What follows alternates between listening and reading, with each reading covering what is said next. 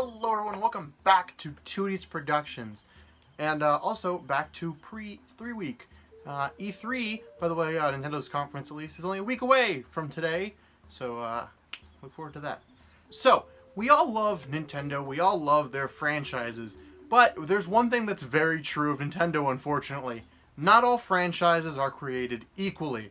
Unfortunately, if you're not a mainstay title like Pokemon, Fire Emblem, Animal Crossing, Mario, or Zelda, your release schedules kinda get thrown out there, and you might have years and years in between them. Whereas the franchises I just named, usually we have only a year, maybe 2 years. Their releases are more constant. But if you're something like Star Fox or Metroid, it could be years and years in between your games.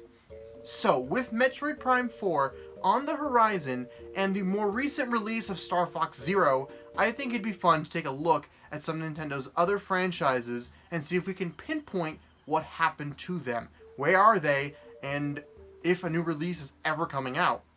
Today's episode, we'll be taking a look at Pikmin.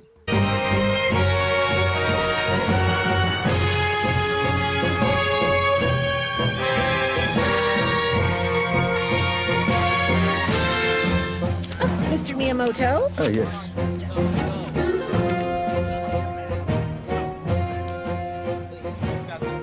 Okay, ready whenever you are, gentlemen.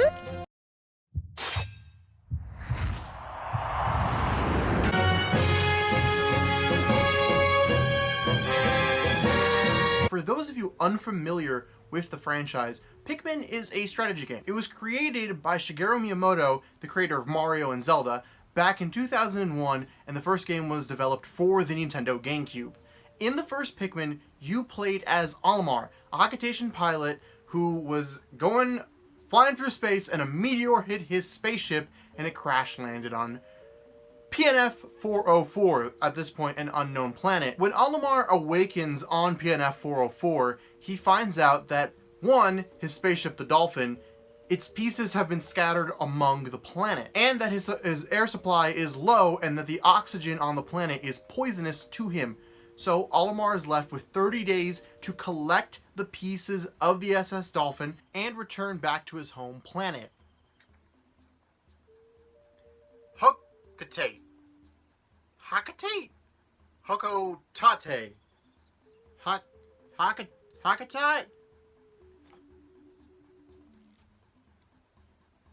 Pregante? While Olimar is on PNF 404, he discovers the Pikmin, a small race of plant-like organisms who help him collect items.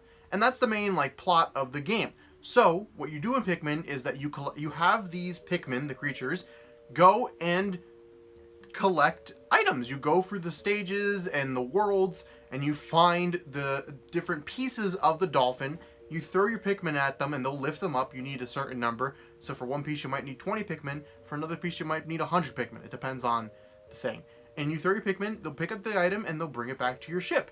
Now, it sounds really easy, but there are tons of enemies, tons of different organisms on PNF 404 that want to kill you. And again, you have to use your Pikmin to defeat these enemies. So, how do you amass Pikmin to begin with? Well, there's two ways you can really do it. Either you pick up pellets found throughout the world, and with their corresponding number, it'll give you that many Pikmin, as well as when you defeat an enemy, you have the ability to bring its corpse back to the ship, and the onions, which are the Pikmin's homes, for lack of a better term, sprout new Pikmin.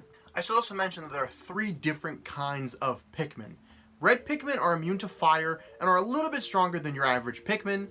Yellow Pikmin can be thrown farther and have the ability to pick up bomb rocks that can be used to blow things up, as the name implies. And the last kind of Pikmin are blue Pikmin. Now, blue Pikmin are kind of like red Pikmin in the sense of they are immune to water, so any enemy that spouts water will not hurt them, but blue Pikmin can also go into water. This is completely unique to blue Pikmin. If another Pikmin goes into water normally, they will drown. But blue Pikmin have gills and they can go underwater, you can collect items underwater, and you can even throw blue Pikmin into water to save drowning Pikmin.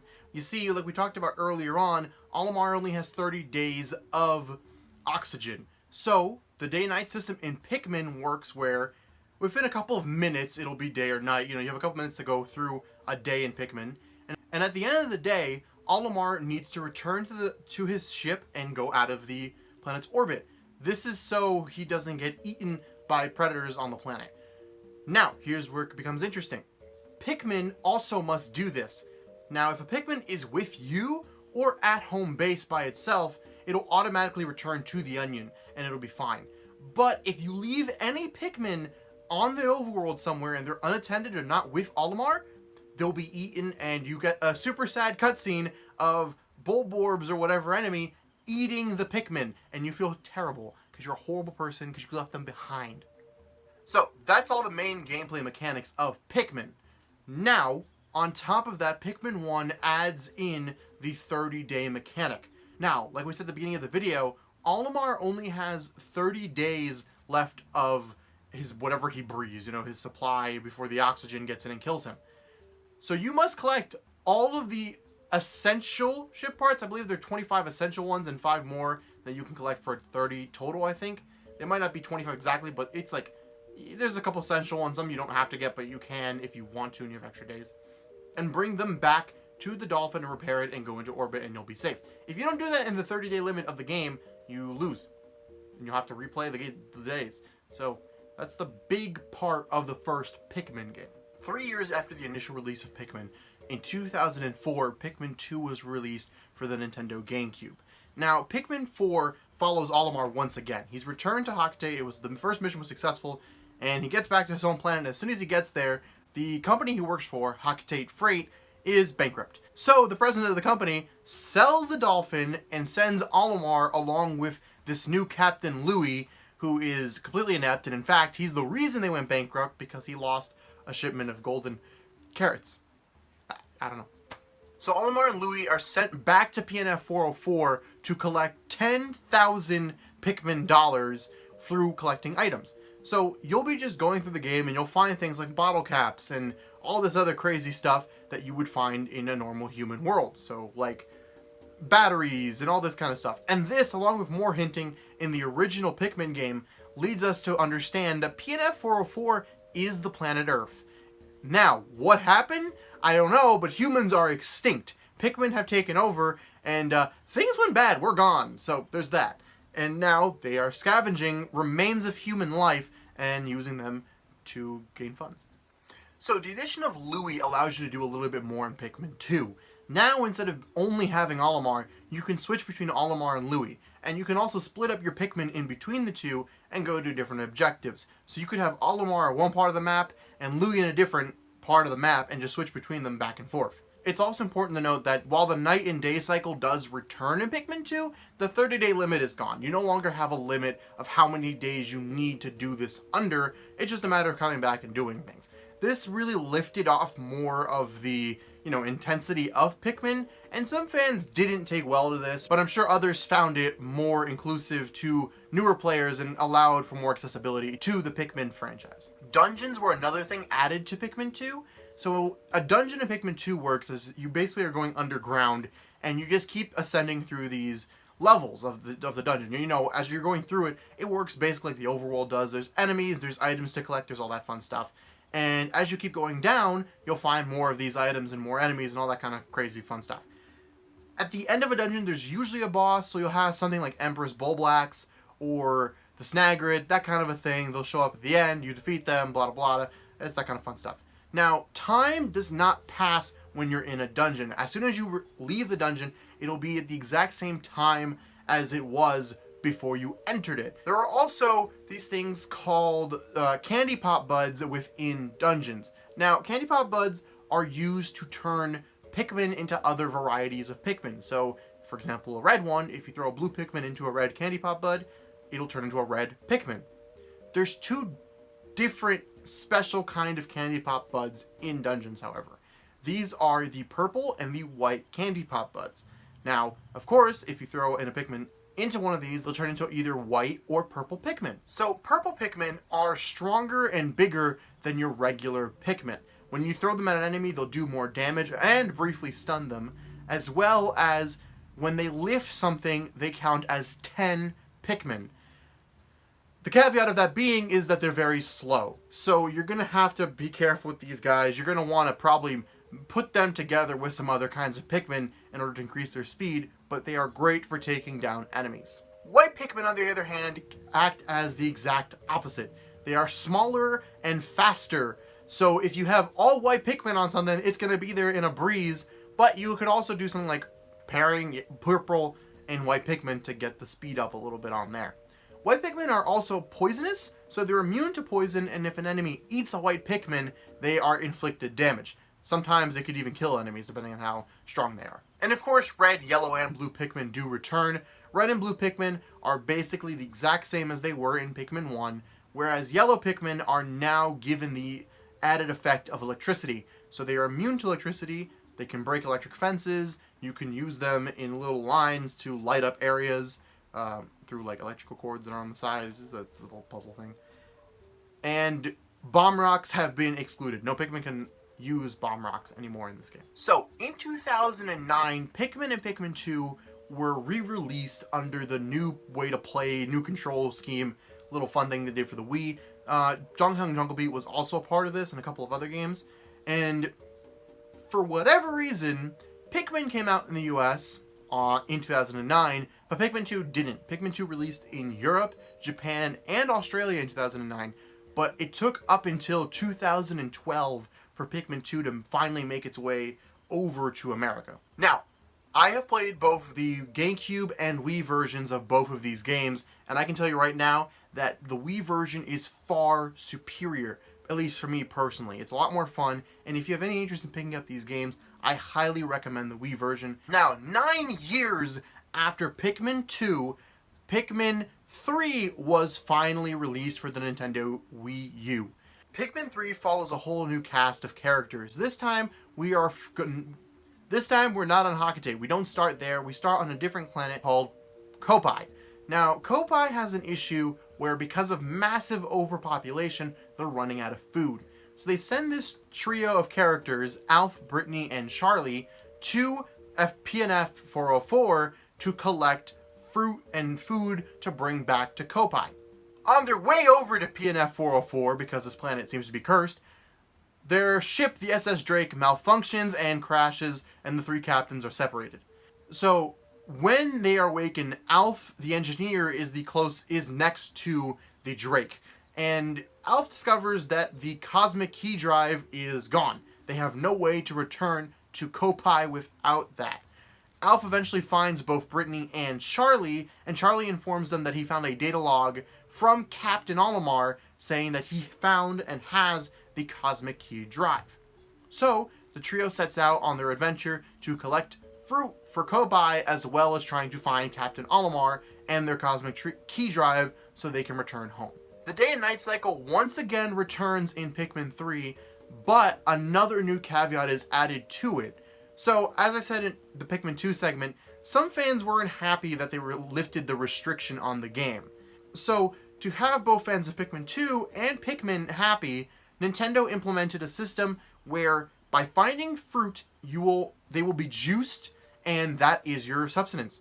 So you'll have jars of fruit, and that'll be how many days you have left. If you run out of fruit, if you run out of fruit juice, and you cannot replenish it within the day you ran out, you lose, you die, and you have to restart the day. So the basic point of the game is that you have to move forward to find Olimar and get the cosmic key drive, but you also have to go around collecting these fruit in order to survive. And I think this is the best way to do it. It gives that sense of, imminence and quickness that they had in Pikmin 1, but it's not intimidating and overly, pronounced like it was in the original Pikmin, where it was only 30 days. Now, if you stockpile tons of juice, you have as much time as you need. Pikmin 3 also expands upon the captain separation system that there was in Pikmin 2. Now you can delegate tasks to the other two captains. So, if you want to send Charlie to an area on the map, you just open up the map and send him over there, and he will go there by himself. You don't have to be watching over him. You couldn't do that with Louie in Pikmin 2. And of course, Pikmin 3 brought along with it new Pikmin. Now, again, red, yellow, and blue Pikmin are back in this game, and they remained unchanged from Pikmin 2, except that now all forms of Pikmin can carry bomb rocks. It's also important to note that white and purple Pikmin from Pikmin 2 do not appear in Pikmin 3's story mode.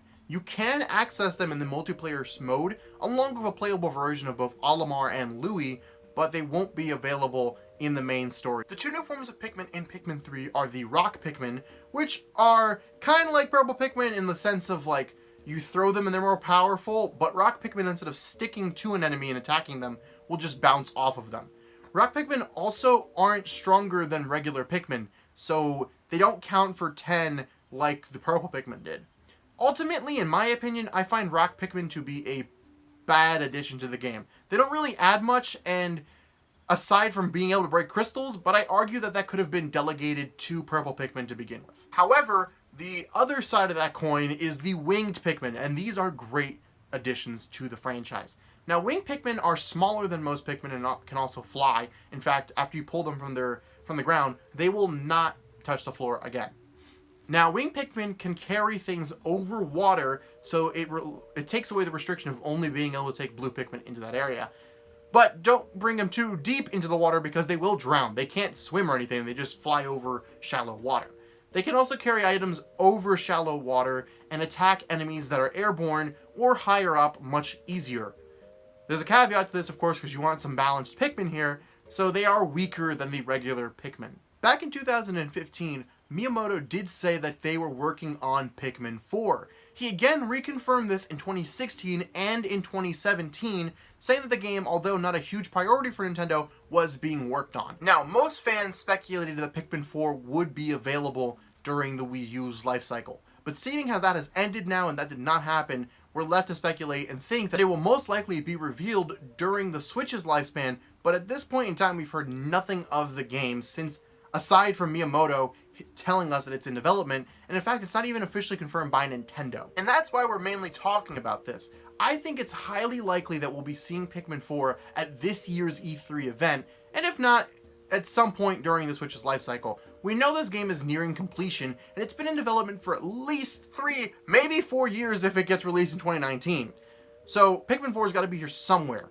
It's also important to note that Pikmin did get a spin-off game for the Nintendo 3DS, Hey Pikmin, which was a weird platformer that's very different from anything else in the Pikmin franchise, and I didn't personally think we needed to talk about it in depth because it's not a part of the main series. So that's all for Pikmin. Now that we know all the history of it, do you guys think that it's going to be coming back? We know Pikmin 4 is in development, and while that could have been canceled, sure, I find it highly unlikely that Pikmin 4 will not be released at some point. It's probably going to come out on the Switch, maybe not. I mean, it could take another 6 years that Pikmin 3 did. I feel pretty confident that it's going to be revealed at this year's E3 event.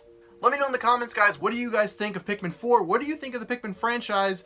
What would you like to see in Pikmin 4? And what other franchises do you want to see me cover in this format? I really like this format, I really like the idea, and I'm going to be doing a couple more of these, so hopefully if you enjoyed that, you have that to look forward to. We'll see you guys next time.